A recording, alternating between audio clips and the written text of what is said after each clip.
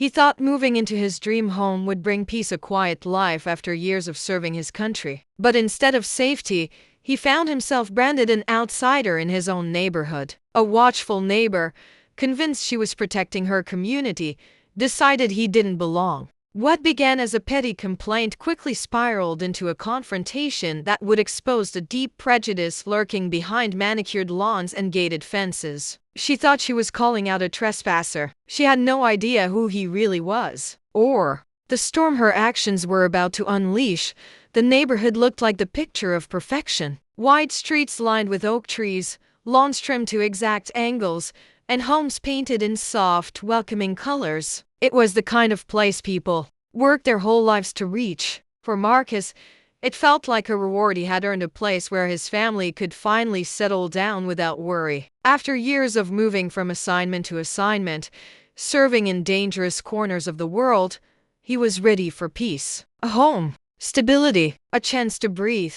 Marcus wasn't just another homeowner. Behind the quiet smile he carried was a life marked by discipline and sacrifice. He had worn a badge, carried responsibility few could imagine, and held secrets that were never meant for public eyes. But here, none of that mattered. In this neighborhood, he was just a new guy with the brick house at the end of the cul-de-sac. He wanted it that way. No titles, no rank, just a man living his life. Each morning followed a steady rhythm. Marcus would step onto his porch with a cup of coffee, breathing in the stillness before the day began. He jogged the same route every morning, nodding politely at neighbors who sometimes waved back, sometimes looked away. In the evenings, he mowed his lawn with precision, the hum of the mower blending into the quiet suburban soundtrack. He wasn't trying to draw attention. He was trying to fit in, but fitting in wasn't always that simple. It started with looks small, fleeting, but sharp enough to be felt. Eyes that lingered a second too long when he walked past. Conversations that stopped when he entered a room. A feeling, subtle yet undeniable, that his presence disrupted an unspoken order. Marcus brushed it off at first. New neighborhoods always took time. People needed to adjust. Still, the silence around him grew heavy. While other families swapped friendly waves at the mailbox, he noticed fewer smiles sent in his direction. When children rode their bikes near his yard, parents called them back a little too quickly. And though no one ever said it outright, Marcus knew the difference between being new and being unwelcome.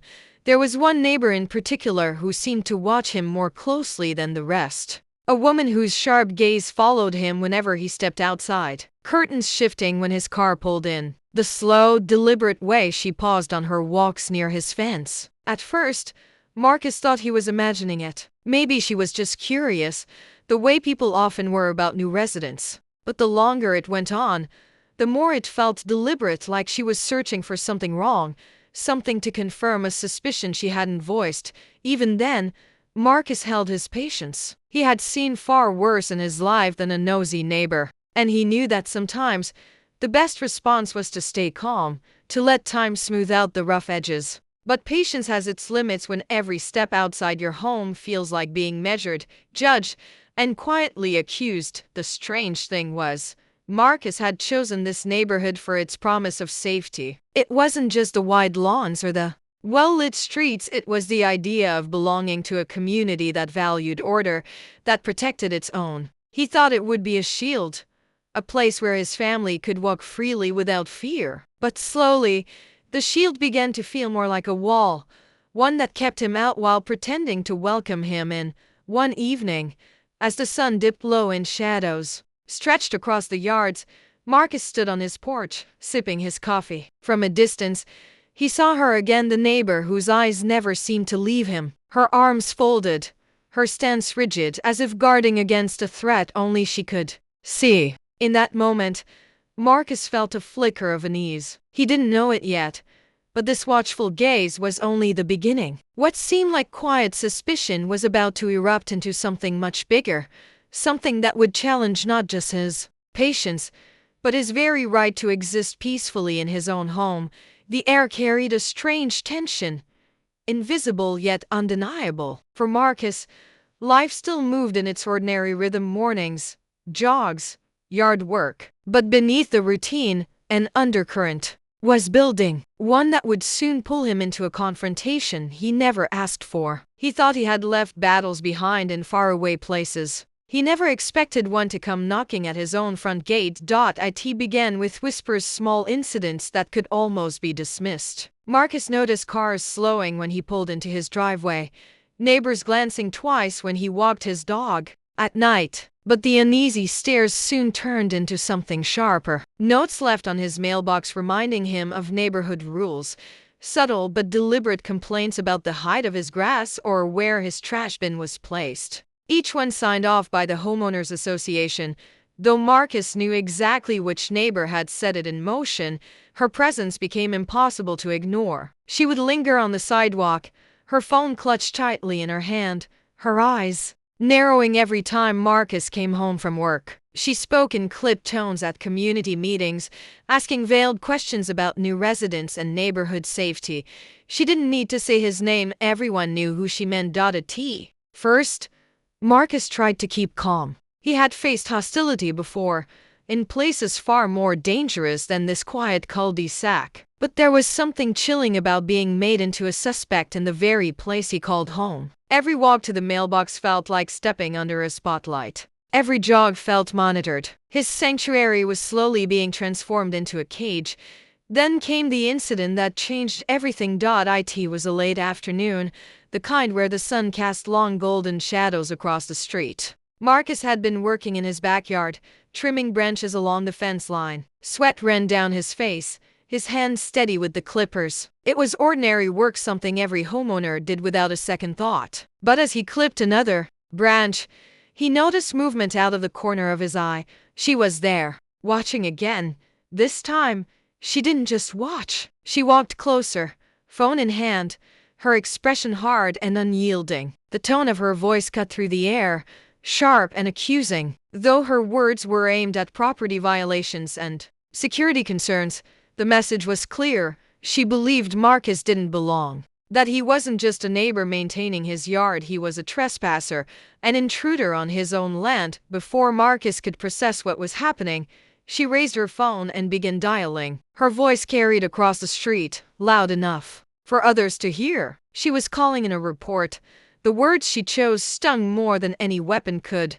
Suspicious man on private property. Marcus froze. For a moment, time seemed to stop. He stood in his own backyard, the fence he had built with his own hen standing behind him, and yet suddenly he was no longer the homeowner. In her eyes, he was a threat, a danger, a problem to be removed.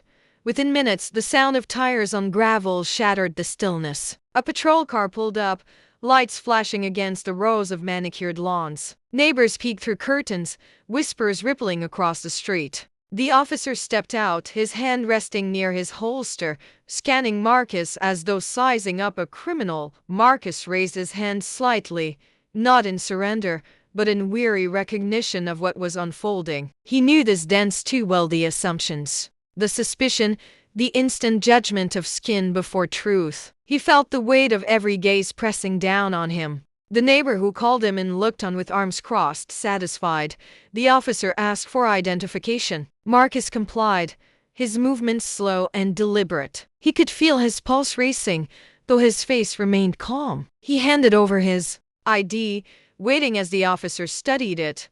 What the officer didn't know was that the man he was scrutinizing wasn't just another homeowner. Marcus had spent years carrying federal clearance, trusted with secrets of national importance. He had trained in discipline, restraint, and the quiet strength of holding authority without flashing it. But none of that mattered now. All that mattered to the watching crowd was the color of his skin, and the accusation that followed him like a shadow. The officer eventually returned the ID, muttering something about misunderstanding, but the damage was done. Marcus felt stripped, reduced to nothing more than a question mark in his own neighborhood. As the patrol car rolled away, he saw the neighbor still standing firm, her eyes cold, as if daring him to push back. Marcus walked back into his home, closing the door with steady hands. But inside, his chest burned. This wasn't just about one neighbor's suspicion. This was about a system where even his own backyard wasn't safe, where one call could turn him from a homeowner into a suspect within minutes. And deep down, Marcus knew this wasn't over. This was only the beginning of something larger, something that would drag him back into a kind of battle he thought he had left behind. The lines had been drawn, not in sand but in suspicion, and the next move would not be his to make. The question now wasn't if another incident would come. It was when the second call came on a humid evening, the air thick with the weight of something unseen. Marcus had just returned from work, still dressed in slacks and a pressed shirt, when flashing lights painted his living room walls red and blue. He stepped outside, heart tightening, to find not one but two patrol cars idling at the curb. Doors swung open, and this time, the officers didn't approach with questions, they approached with hands already hovering near their holsters. Across the street, she stood again. The neighbor, her arms crossed, lips curled in satisfaction, phone still clutched like a weapon she wielded without consequence. Around her, a few other neighbors gathered, drawn out by the spectacle. Their eyes darted between Marcus and the officers, some filled with curiosity, others with the silent approval of a story they had already decided to believe. The accusations came quickly, reports of trespassing, of a suspicious man scaling a fence, of someone lurking where he didn't belong. Marcus's chest tightened as he realized how fast words, false, venomous words, could summon force. He stood in his own yard, keys still in his hand, yet suddenly he was cast as an intruder. The officers barked commands. His pulse raced. He lifted his hands slowly, careful not to move too quickly. Every gesture was deliberate, controlled, because he knew how fragile the line was between suspicion and tragedy. He could feel the weight of every story he'd read, every headline of men who looked like him, whose ordinary evenings had ended in blood. A neighbor raised a phone, recording. The red glow of the camera light burned into his vision. This wasn't just his battle anymore, it was a public stage. One officer stepped closer, voice hard. "What are you doing here?" Marcus's throat tightened. He wanted to scream the obvious, that he lived here, that this was his house, his land, his sanctuary. But he had learned long ago that the truth didn't always matter when prejudice had already written the script. So he spoke slowly, evenly, trying to steady the fire raging inside. He explained his address, his ownership, his right to stand exactly where he was. Still, the doubt lingered in the officer's eyes. Still, the woman across the street shook her head as though confirming some invisible crime. And then came the moment Marcus had feared most. One officer's hand dropped lower, fingers curling around the grip of his weapon. A single heartbeat stretched into eternity. The night air grew silent, heavy, waiting. Marcus felt his chest rise and fall, each breath sharp as glass. In that instant, he realized how thin the thread of his safety truly was. One twitch, one flinch, and the life he had built, the years of service, the sacrifices, could vanish in a burst of sound and light. It was then, with neighbors whispering and phones recording, that Marcus made a decision. He had hidden his past to live quietly, to blend in, to be just another homeowner on a quiet street. But this moment demanded more. With his voice steady, Marcus told the officers exactly who he was. Not just a homeowner, not just a man tending to his yard. He revealed his true identity. An FBI agent, a man who had carried authority and responsibility far greater than the scene unfolding before them. The weight of his words struck the air like thunder.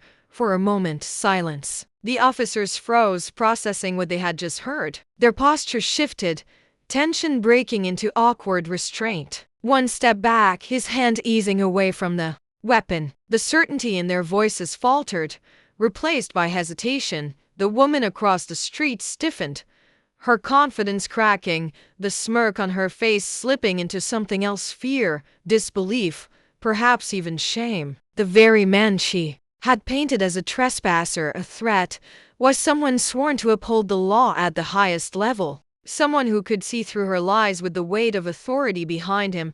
Marcus lowered his hand slowly, every muscle trembling, not from fear but from the raw storm of anger and exhaustion crashing through him. This wasn't a victory. This wasn't vindication. It was survival, but not by his humanity, but by a title that forced recognition where decency had failed. The crowd began to disperse.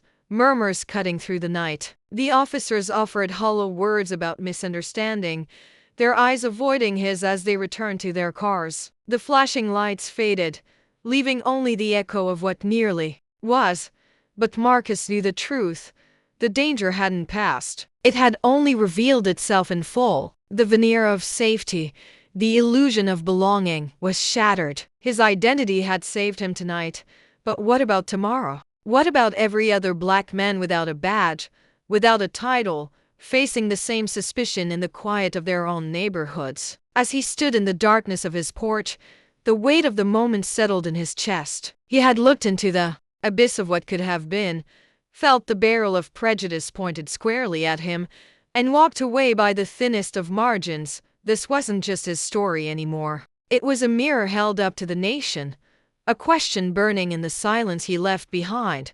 What does it take for a black man to simply be seen as a neighbor, as human, in his own home? When the flashing lights faded and the street returned to silence, Marcus stood alone in the shadows of his porch. The night should have been calm, another ordinary evening in a quiet neighborhood. But ordinary was gone. What had unfolded would not leave him, not tomorrow. Not in weeks, not perhaps ever. The humiliation clung to him like a second skin, the weight of suspicion pressing down harder than any battle he had faced in uniform.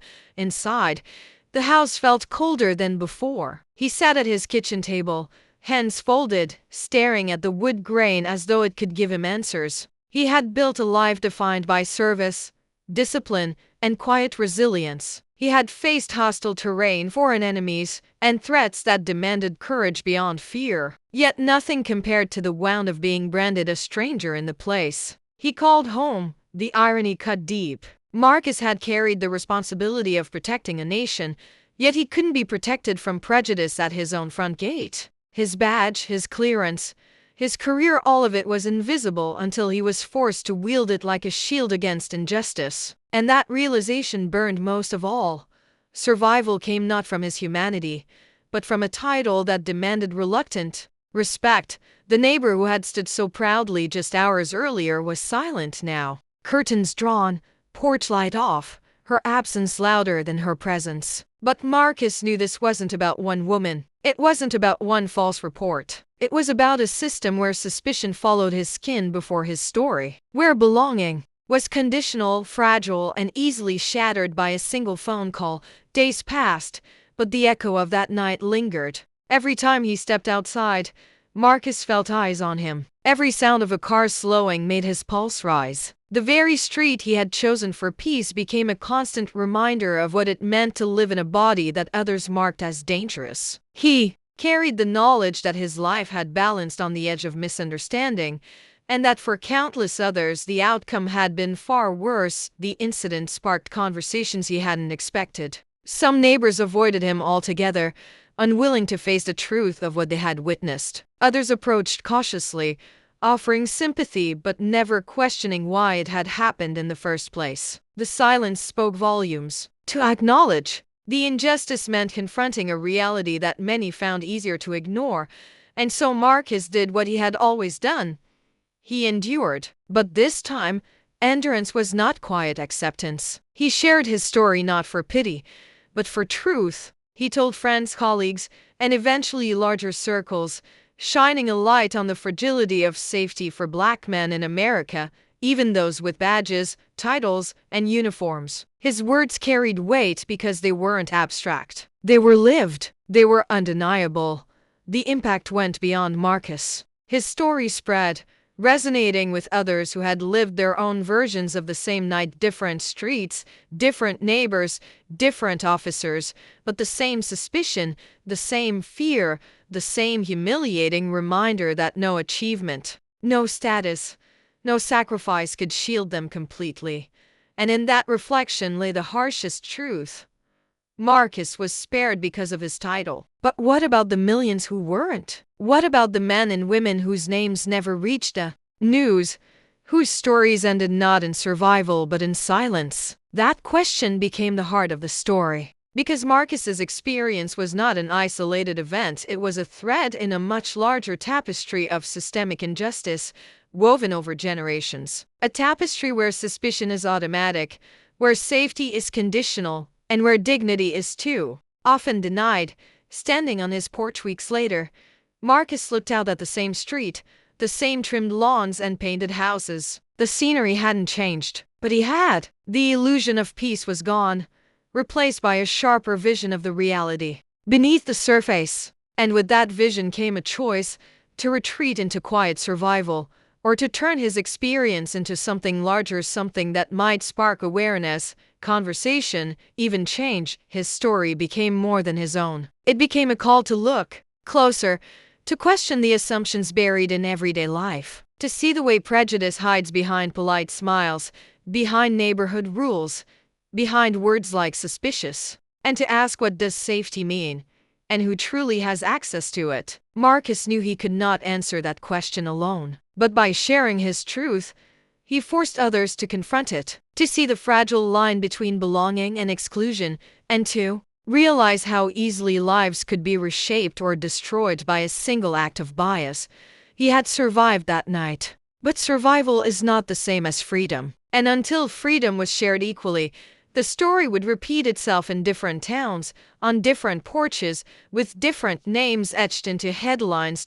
So he left the world with a question, one he carried with him every time he stepped outside his door. How many more lives must balance on the edge of suspicion before we finally decide that enough is enough?